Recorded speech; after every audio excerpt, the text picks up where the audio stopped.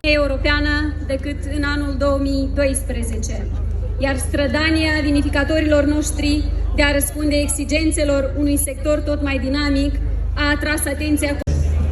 Aceste distinții, dragi prieteni, au fost acordate la concursuri din cele mai prestigioase.